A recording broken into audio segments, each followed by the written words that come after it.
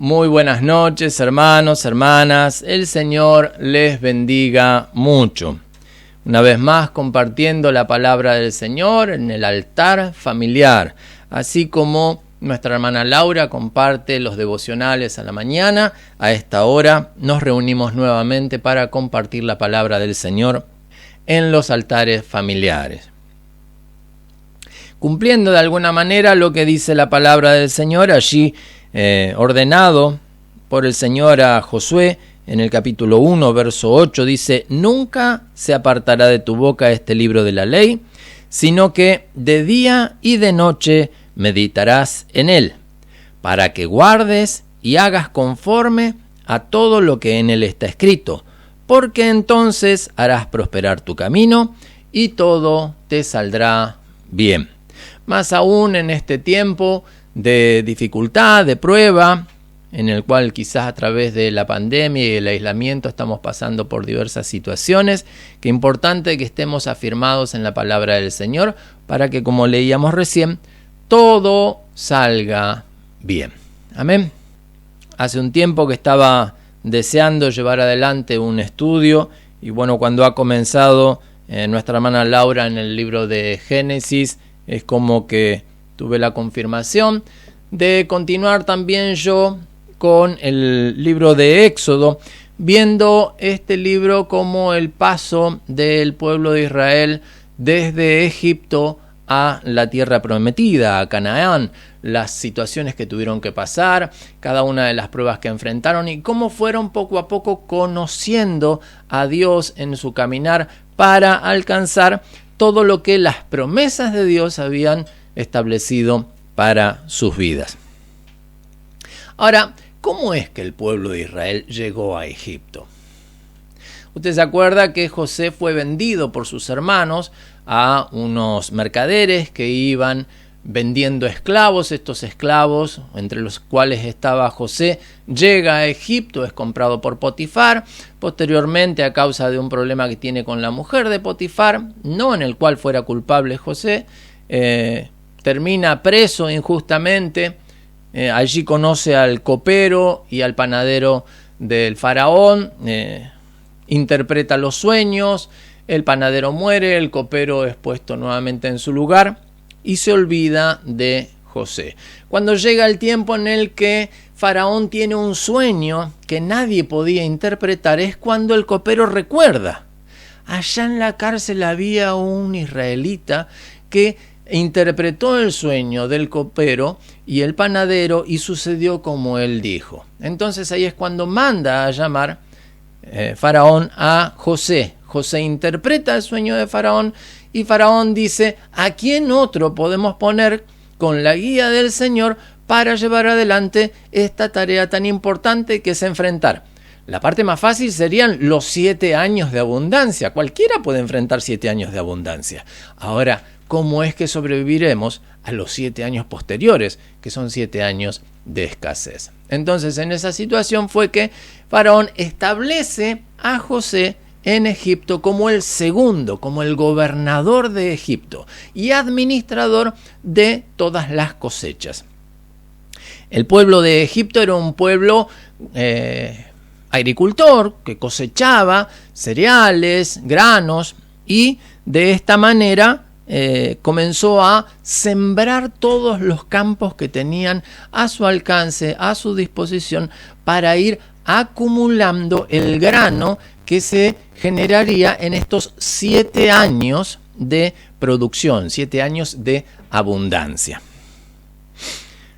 Cuando llegan los años de escasez, cuando llegan los años de hambre, es cuando las naciones de alrededor, que no habían tenido la revelación de Dios respecto de lo que iba a suceder, comienzan a tener hambre, comienzan a pasar la escasez. No se habían administrado pensando en lo que iba a venir, en el tiempo de crisis o en el tiempo de aflicción.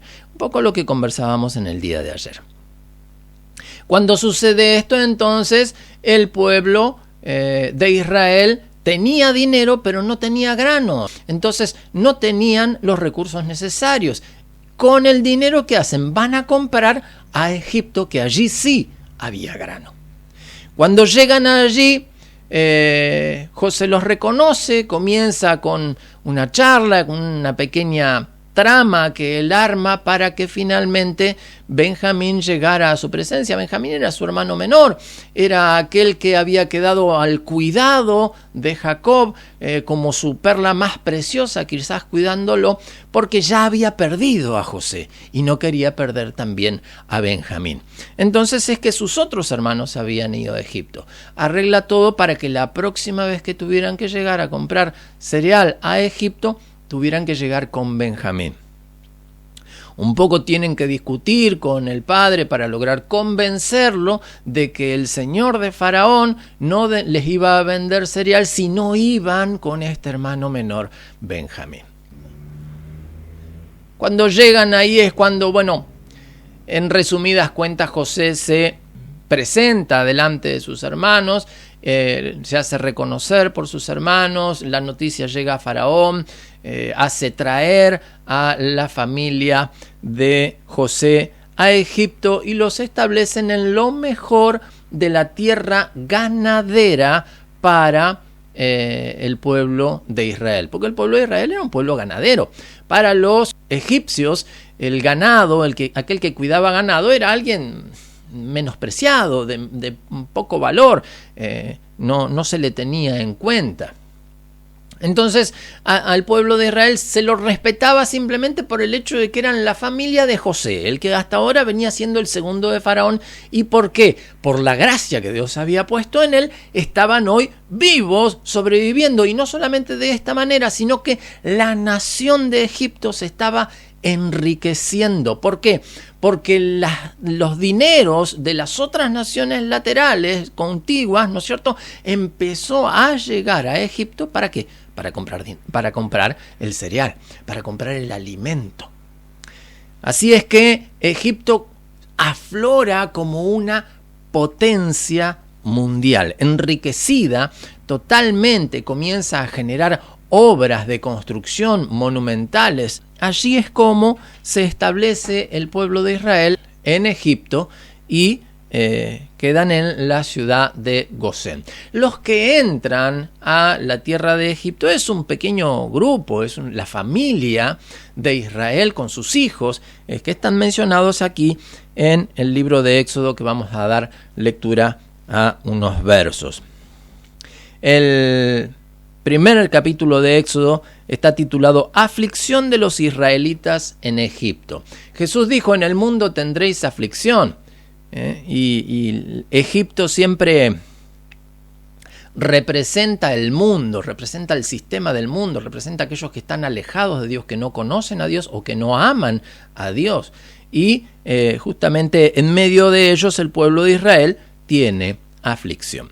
Vemos entonces lo que dice la palabra del Señor.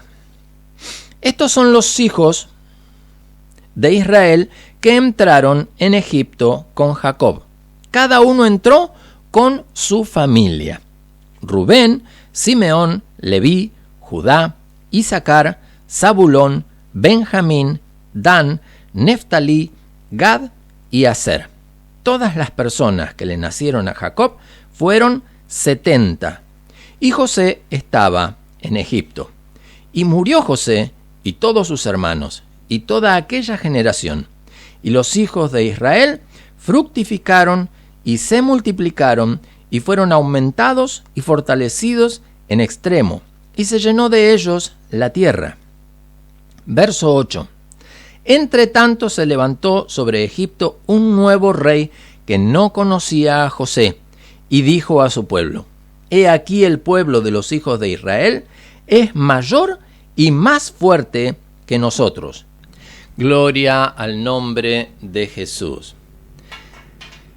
Encontramos en este pasaje, que son mencionados los hijos de Jacob que entran a Egipto. Son 11 los mencionados porque José ya estaba en Egipto. Ahí están conformadas las 12 tribus de Israel, cada uno con su familia. Dice, el número total era 70. Si nosotros sacamos un cálculo estimativo, cada uno de ellos tendría alrededor de unos 5 a 6 hijos. Esto para el pueblo de Israel era muy atípico. Esto para el pueblo de Egipto era muy atípico. Veamos, por ejemplo, el faraón. Faraón tenía un hijo y una hija.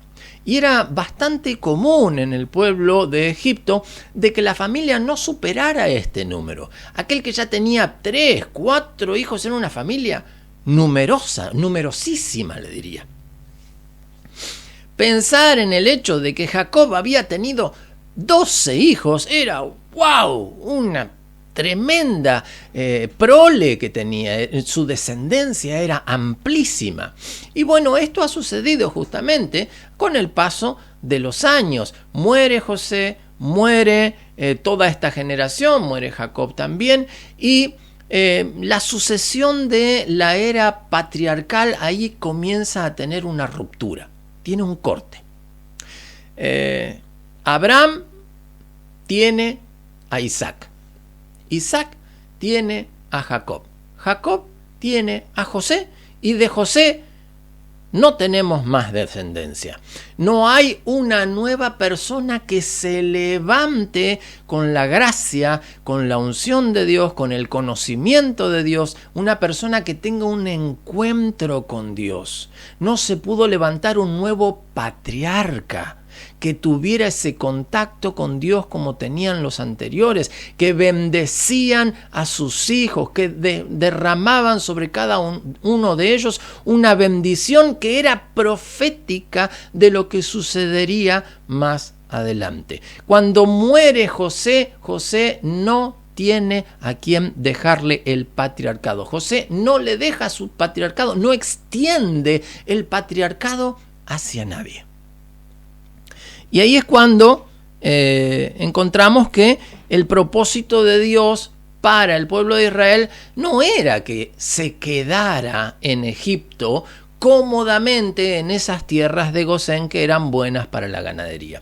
No, para nada. El simple hecho de que Dios hubiera obrado por un cuidado de su pueblo, para la protección de su pueblo, en un tiempo de escasez, de ser llevado a Egipto hasta que pasara el tiempo de crisis y posteriormente vuelva a su tierra, que era la tierra que Dios le había prometido que iba a ser de ellos, era justamente este el plan.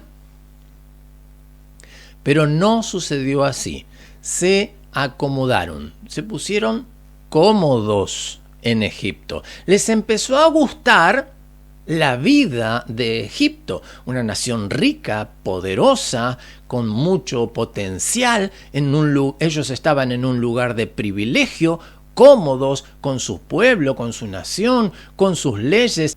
Y leemos entonces en la palabra del Señor que dice: y se multiplicaron en extremo, dice, de tal manera que llenaron toda la tierra. Esto parece una exageración, pero ¿a qué se refiere? A que ya no estaban solamente en la tierra de Gosén. Había crecido tanto el pueblo de Israel que había tenido que ir ocupando otros lugares, otras tierras, ir mudándose a otros lugares para tener otras opciones, otras comodidades, ¿no es cierto? Entonces el pueblo de Egipto se encontró con israelitas en todas partes. Ya no era simplemente de que los israelitas estaban allá en Gosén y mientras no pasemos por allá no nos vamos a tener que encontrar con ningún ganadero, no nos vamos a cruzar con ninguno de estos israelitas, que para los egipcios los israelitas eran gente despreciable. Llegaron a Egipto solamente porque Faraón consideró la familia de José, pero nunca pensaron que se iban a multiplicar de esta manera.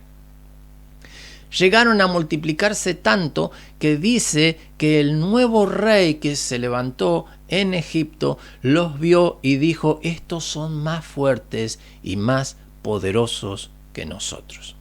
En la Argentina hace, y capaz que 50, 60 años atrás, hablar de evangélicos era hablar de 5 o 6 familias, si los nucleaban a todos, y capaz que eran 200 personas como mucho. Y el pueblo evangélico era alguien que era tenido en muy poco, incluso juzgado, criticado muchas veces por el hecho de que no comían morcilla en un país ganadero, que abundaba la carne. ¿Cómo no van a comer morcilla? O que tuvieran que dar sus diezmos. Era algo bastante incomprendido. Pero, como eran pocos, como estaban dispersos por todos lados, pero eran tan poquitos, bueno, no molestaban de alguna manera. Pero hace cosa de un año o a principios de este año, cuando tuvimos esta manifestación tan importante delante del obelisco, fue que los titulares de los diarios dijeron: se despertó un gigante que no sabían que estaba, que es la iglesia del Señor. La iglesia de Dios ya en esa ocasión fue la segunda oportunidad en la cual detiene la ley del aborto. Esta ley que viene muy conflictiva, muy controvertida, muy pujante desde el exterior para que sea establecida en la Argentina, pero que en las últimas dos oportunidades que quiso ser promulgada, la iglesia le hizo frente y detuvo la promulgación de esta ley. ¿Qué quiere decir esto, hermano? Que mientras éramos pocos, nadie nos tenía en cuenta. Pero ahora que somos más, tenemos poder, tenemos capacidad, tenemos autoridad. Pero también, hermano, estamos más expuestos, estamos más a la vista, somos más evidentes a la gente. Ya la gente nos ve, nos conoce, nos reconoce en todas partes. ¿Por qué? Porque hablamos distinto, porque saben que vamos a una iglesia, porque gracias a Dios no nos callamos nuestra fe, sino que la confesamos y la enseñamos a otros. Y qué bueno, hermano, de que podemos estar ganando a otros. Leíamos recién que era el promedio de los hijos de Jacob, de que cada uno tuviera alrededor de unos 5 a 6 hijos, pensando en la multiplicación, ¿no es cierto? Y desde el punto de vista espiritual, no sé cuántos de nosotros podemos llegar a decir de que, bueno, de nuestros lomos o por nuestro obrar en el camino del Señor, hemos alcanzado a 5 o 6 personas más que fueron rescatadas del mundo, que dejaron su vieja manera de vivir en el mundo y se incluyeron en la iglesia y caminan hoy con nosotros. Gloria a Dios, si alguno puede decir: sí, yo alcancé a 6 o más. Gloria a Dios, ¿no es cierto? Pero quiero que nosotros veamos esto, ¿no? Cada uno de nosotros hemos sido llamados a promulgar el Evangelio, para que alcance a cubrir toda la tierra. ¿Cómo era la visión del pueblo egipcio cuando miraba a los judíos? Llegaron a cubrir toda la tierra, están en todo Egipto. Están. Ahora, una cosa es que estemos y otra cosa es que estemos actuando. Una iglesia que no simplemente toma posesión de un lugar, sino que trabaja, está activa, está efectiva, promulgando la palabra del Señor, deteniendo justamente estas leyes y también multiplicándose, hermano. La multiplicación es importantísima, hermano. Hoy somos muchos más de los que éramos hace 40 o 50 años atrás. Y si ellos, siendo poquitos, lograron multiplicar la iglesia al punto de lo que hoy somos en toda la Argentina, que aún nos queda mucho por alcanzar, quiere decir de que todavía tenemos trabajo por delante. Y es nuestra responsabilidad, hermano. Es nuestra labor, es nuestra función como hijos del Señor, multiplicarnos para alcanzar a otros. Dice: ayúdame, Señor. Amén. Amén. Ayúdame, Señor. ¿Qué le parece si oramos al Señor, hermano? Vamos a orar al Señor y luego continuaremos con el libro. Vamos a orar al Señor.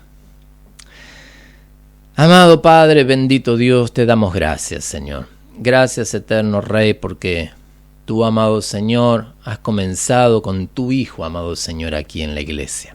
Esta nueva iglesia, Señor, esta iglesia, Padre, que ha nacido a través del sacrificio de Jesucristo en la cruz del Calvario, Señor, que fue formada allí en el libro de Hechos y que ha sido multiplicada y distribuida por toda la tierra, Señor.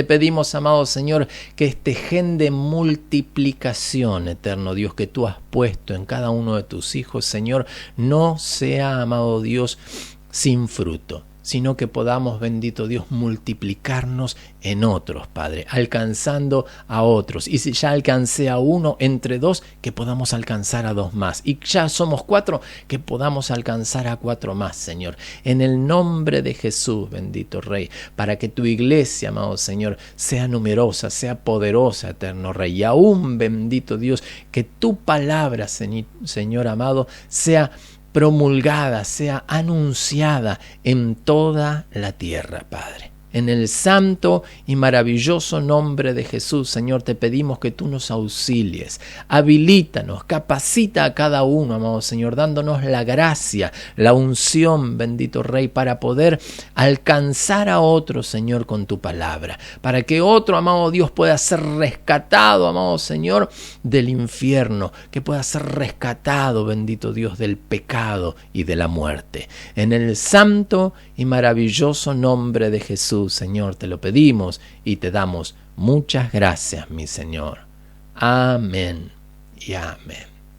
Hermano, hermana, el Señor les bendiga mucho. Les mando un gran abrazo a la distancia.